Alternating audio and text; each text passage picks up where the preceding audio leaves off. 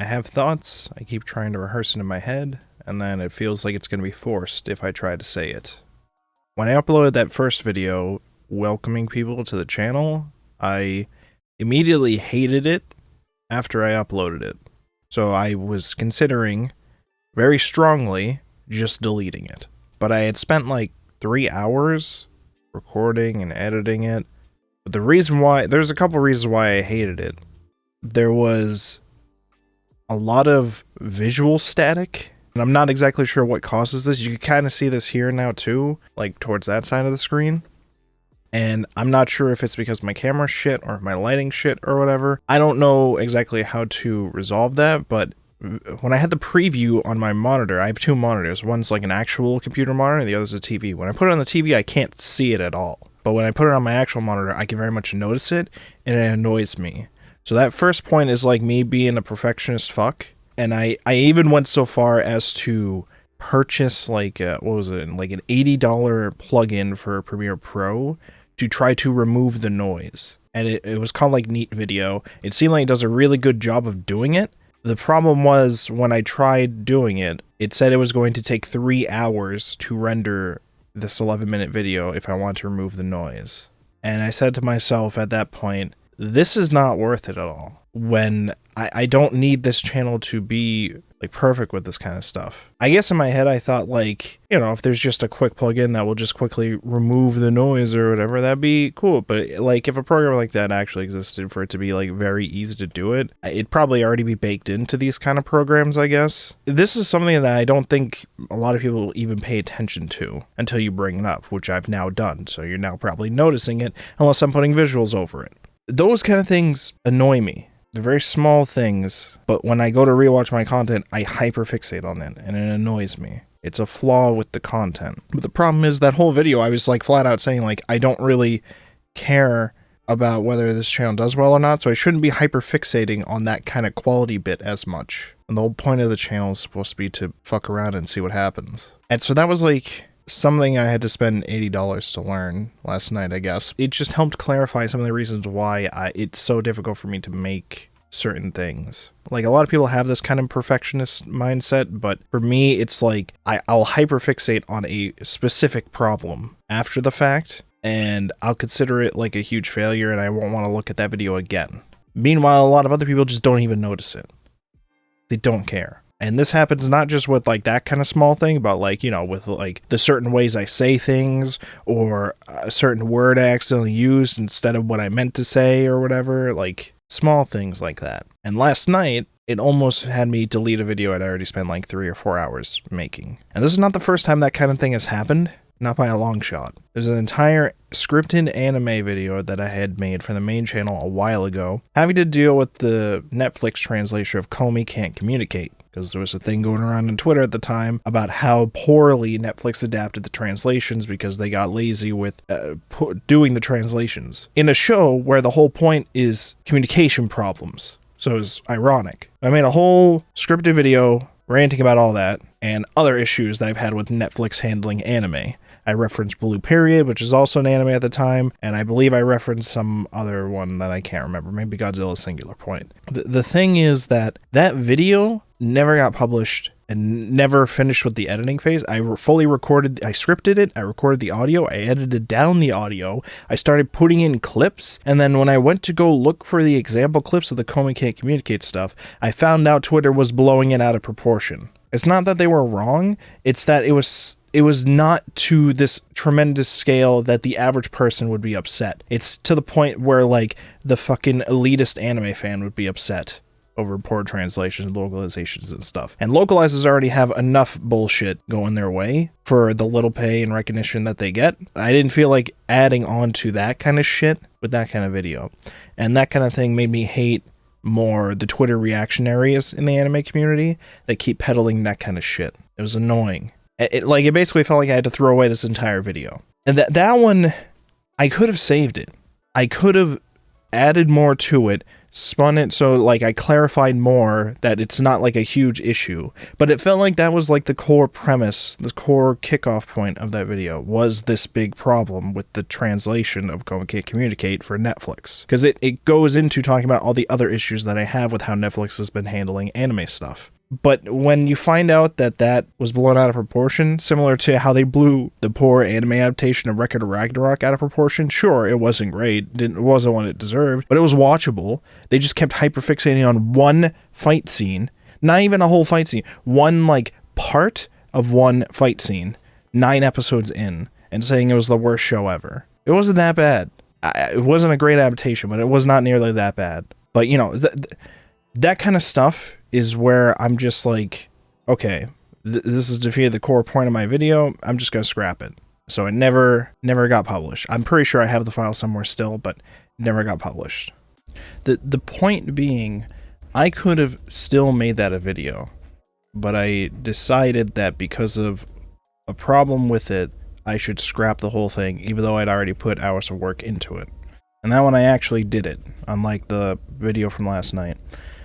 It's that kind of thing that stops me from completing a whole bunch of projects. There's a whole bunch of scripts that I've started. I don't like how it looks so far, so I just scrap the whole idea. I say, maybe I'll go back to it in the future. In reality, I don't. I never will. I probably never will ever. And that's just how it goes. And the other reason why I hated the video last night after I uploaded it, it was essentially a video about how I'm going to make other content in the future, instead of just being that future content, which is a problem.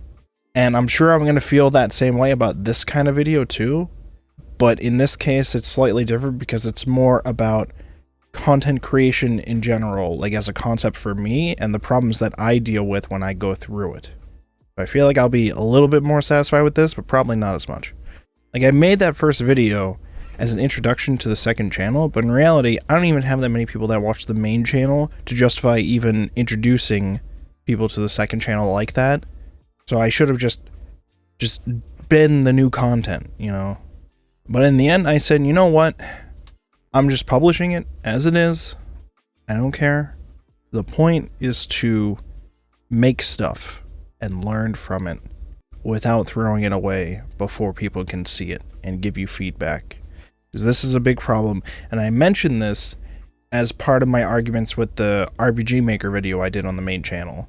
And I even got a reply from somebody this morning on that video, and I was responding back about that kind of thing, where like, they were saying, you know, they think people should be compensated for their time and energy, even if it's like a beginner thing or whatever, because it's still effort that they put into a project. They should still be paid for it. So it'd be selfish to demand somebody to not charge money for something they worked on, which obviously was not, you know, my intention. My intention with my point was just that for myself personally, I wouldn't charge money for a beginner project I'm making if it's like a game that I'm trying to sell to a public. If it was like a work I'm doing for a client or something, like freelance work that I should be paid hourly for, then yeah, obviously I should be compensated for that, for the time and energy that I put into it. But if I'm trying to make a product to sell to my audience, you know, obviously that's gonna be different. The correlation between the amount of time and energy I spend on it will be different to the value of that actual product in the end, to the audience I'm trying to sell it to, and how much, you know, they'd be willing to spend on it. One of the main things that I wanted to bring up with that, though, is that the biggest reason why people should be putting some of their first projects out there for free, especially when it comes to like game dev stuff, is the feedback. When you start any kind of new skill, you're going to fail. It's just inevitable that you're going to have failures at the beginning. That's the point. You're supposed to learn and grow from those failures and improve more. It will be very, very, very rare that you ever have an instant hit from your first release of something when you've had no prior experience with it at all yourself doing it, right? It's very, very rare that happens. It can happen, but it's very, very rare. So essentially, you should just be looking for as much feedback as you can as possible from people that would play that game. And the best way to do that is obviously make it free, because if you start putting a price on it, you're restricting the amount of people that could try it out. That just goes hand in hand. And the same kind of logic can be applied to like videos and stuff too. Even if you think it's bad, you should probably publish it somewhere so that you can get feedback on why it's bad. So like, you might be able to identify the reasons why it's bad, but sometimes they don't care, or sometimes they like what you think is bad about it, right? These are things that it's hard for you to understand because you're stuck in your own head with your content. You want it to be perfectionist for the kind of content you want to consume yourself, I guess, or you're hyperfixated on things that you don't even typically notice in videos that you watch. But the problem is that, like, other viewers view content in totally different ways, okay? A lot of people who watch YouTube videos on here sometimes aren't even watching the video. Sometimes they're not even watching the video. They're just listening to it, almost like a podcast or background noise while they do work or they travel or they have lunch or something. Like, so, like, even with the visual side, if you hyperfixate on that, a lot of viewers might not even ever see it or care about it. So like that one frame that you said was like jarring, sure, you're gonna hyperfixate on it yourself, but other people aren't really gonna notice that as much. So like the perfectionism is a big thing, but then also all the planning for content and then not actually executing it is the other thing. This is why I'll typically, I hate this too, when a channel will make a video saying, all right, I'm working on this thing, here's a channel update, I'm getting this done soon, this will be here, coming up soon, it's coming, guys, don't worry, it's coming in a week or so or whatever, and then it gets delayed again, oh, it's coming, guys, here's an update about it, here's an update, and it's like, well, I can't believe you would make this video, why not just have me wait? Why not just have me wait and then I'll watch it when it comes out? Because otherwise you're just going to waste my time watching this video in between, and I don't really care. And it's like, I don't like that kind of video, but then I myself will make those kind of videos sometimes, and then other people will feel that way too. I mean, it's not even just with videos, it could be with like tweets or whatever, but like the point is to just make something. Just make it. I don't care if it's good, bad, just something. Because if I'm trying to learn doing this kind of thing, you just have to do it. Obviously, you need to focus on the ways you're supposed to improve as you go on, but you can't do that if you're too hyperfixated on correcting all of the mistakes you noticed at once. It's not going to work out if you try to do that. If I start doing these unscripted rambling videos and I say to myself, wow, I am terrible at sticking to my topic for the whole time, or I keep saying like and too much, or I keep stopping to breathe very heavily and it's awkward, I can't, if I try to focus on fixing all of these things at once, I'm going to lose my mind and never get a video done. That's why, like, it's not going to be something you could fix instantly. It's something you might be able to notice more easily after you notice it the first time, and it'll eat away at you, but you don't need to sweat like correcting it all immediately. It comes in time with practice, and eventually you get something that you're somewhat satisfied with. In my view, with all learning, the bigger problem than seeing too many failures is noticing no failures, because at that point, where do you grow from there? And it's tough, because on one hand you're like, this is a really well-made video, I enjoy everything I did with it. On the other hand, you don't know where you can improve with it from there.